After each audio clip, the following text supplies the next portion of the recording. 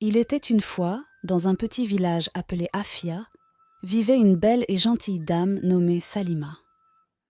Salima était si belle que sa beauté et sa grâce attiraient le regard de nombreux hommes.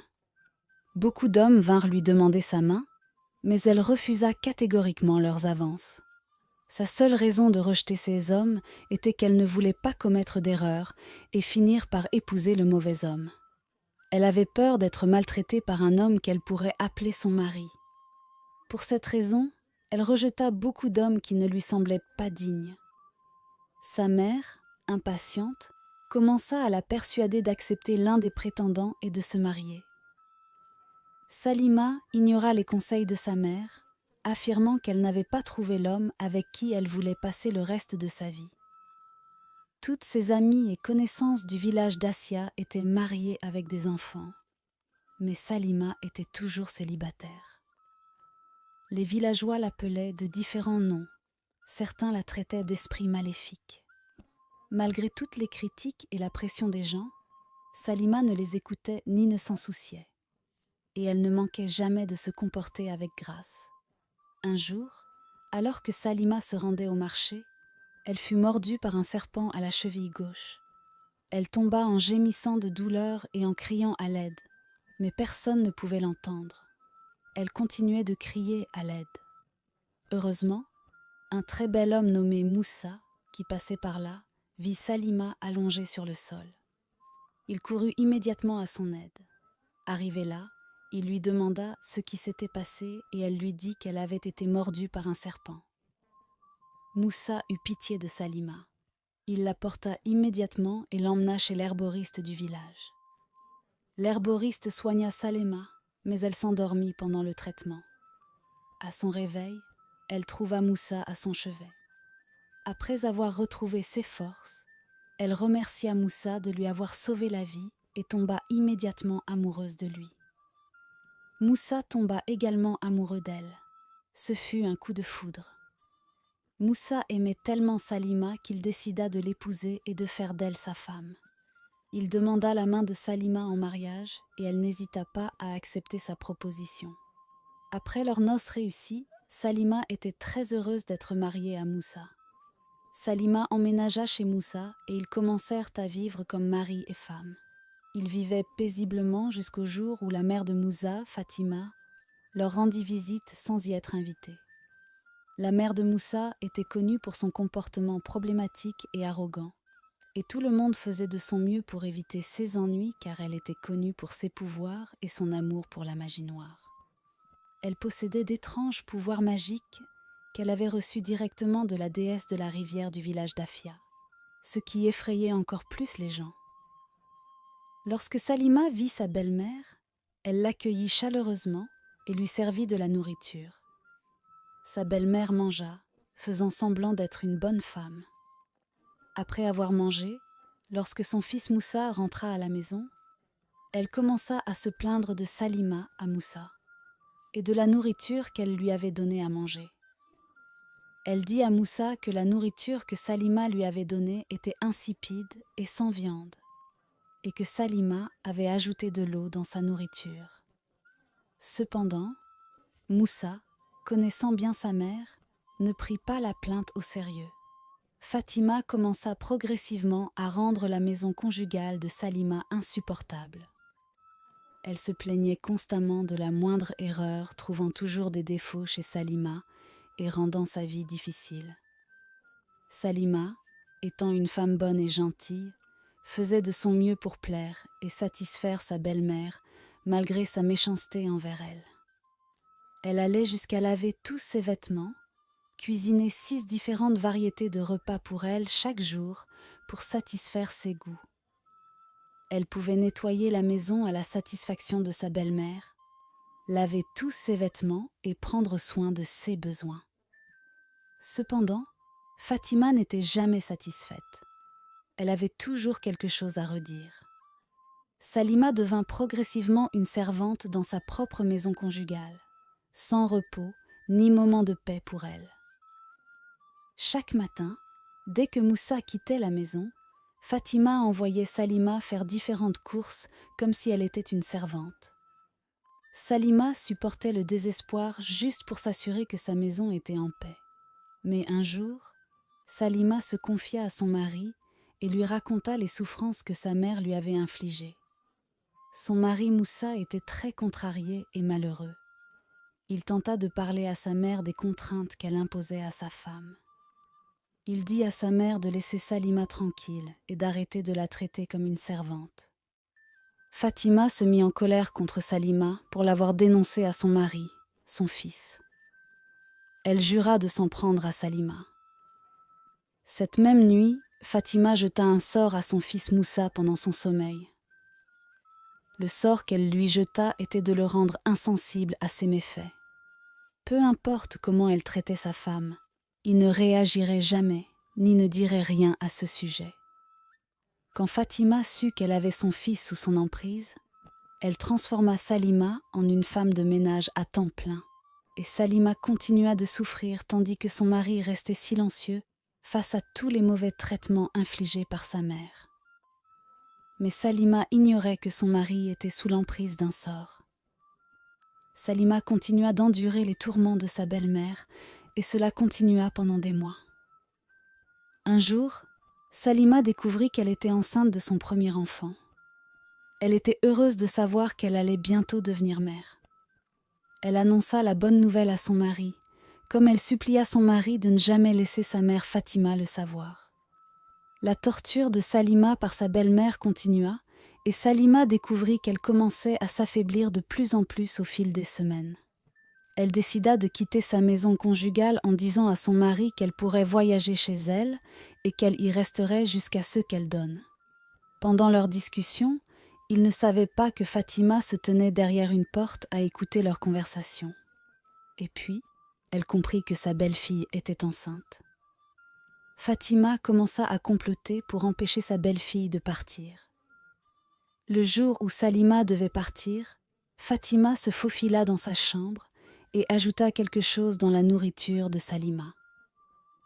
Après avoir mangé, Salima commença à se sentir étourdie et ne put partir. Elle dormit pendant des heures, et lorsqu'elle se réveilla, il était déjà tard dans la nuit. Elle remarqua qu'on avait ajouté quelque chose dans la nourriture qu'elle avait mangée. Elle était contrariée et affronta sa belle-mère.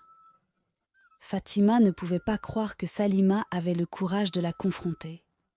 Fatima jura de s'en prendre à Salima.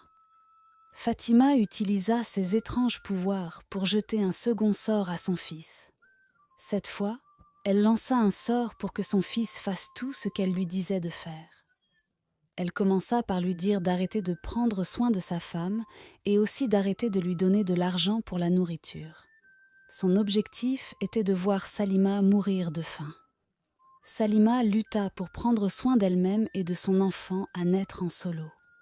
Elle parvint à survivre en effectuant des travaux manuels pour les gens qui lui payaient une petite somme d'argent qu'elle utilisait pour acheter de la nourriture pour elle-même et aussi pour acheter des affaires pour son enfant à naître. Cela étonna Fatima de voir comment Salima parvenait à survivre même sans l'aide de son mari. Fatima pensa peut-être que le sort qu'elle avait jeté à son fils n'était pas suffisant pour faire souffrir Salima. Alors elle décida de jeter un sort sur sa grossesse. Le sort était d'empêcher la grossesse de Salima d'arriver à terme. Après 6 mois, il était presque temps pour Salima d'accoucher. Elle était excitée à l'idée que son bébé puisse arriver bientôt. Elle avait tout préparé et 11 mois passèrent, et il n'y avait aucun signe de l'ébo. Salima commença à pleurer en demandant à Dieu de l'aider à accoucher, mais plus elle attendait, plus tout semblait vain. Sa belle-mère commença à se moquer d'elle et à l'appeler par des noms en lui disant que c'était ce qu'elle obtenait pour l'avoir défiée. Son mari, sous l'influence du charme de sa mère, ne se souciait même pas de sa femme. Salima dut porter ce défi seule. Fatima, déterminée à voir sa belle-fille souffrir, amena une autre femme pour que son fils l'épouse. Elle chassa Salima de sa maison conjugale, même enceinte. Lorsque Salima arriva chez elle, elle raconta toute l'histoire à sa mère. Sa mère était très émue que sa fille ait subi tout cela aux mains de sa belle-mère. Elle accueillit sa fille et prit soin de Salima.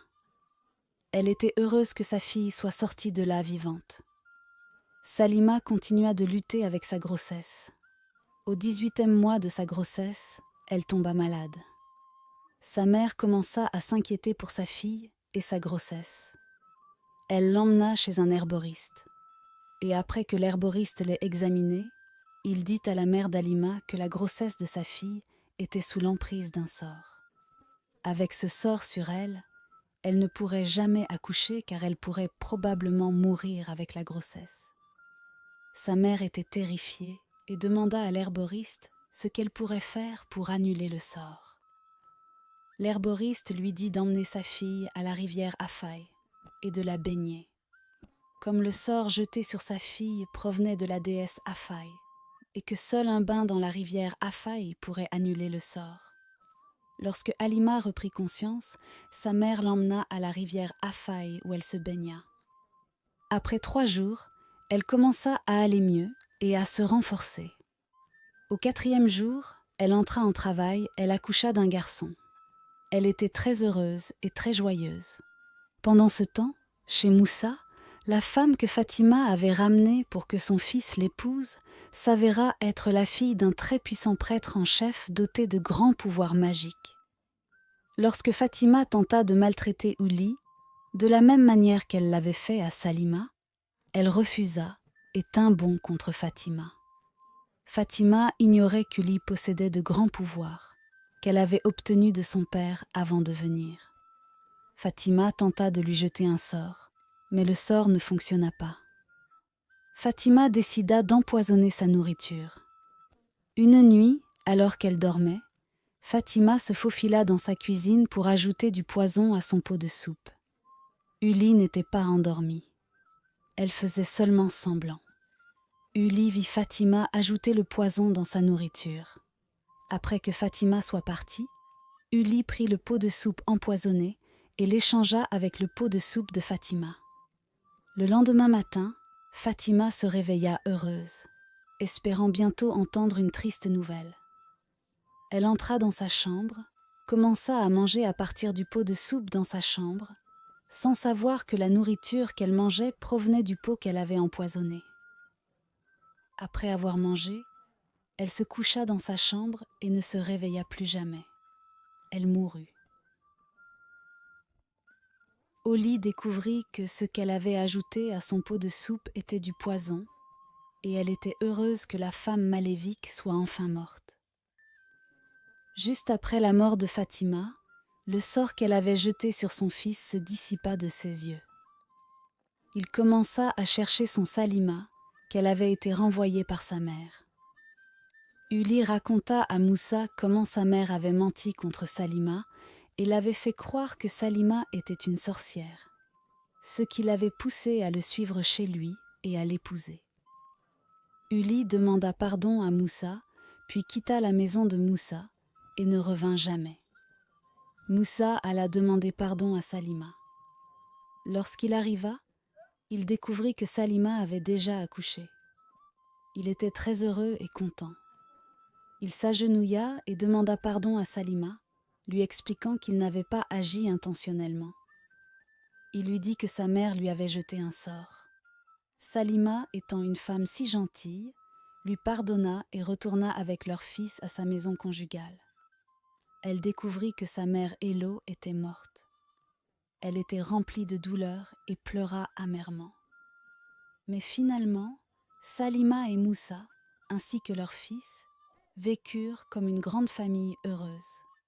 La leçon morale de cette histoire est de ne jamais nuire aux autres, car ce que nous souhaitons aux autres a tendance à nous revenir. Soyez bons et gentils envers les autres.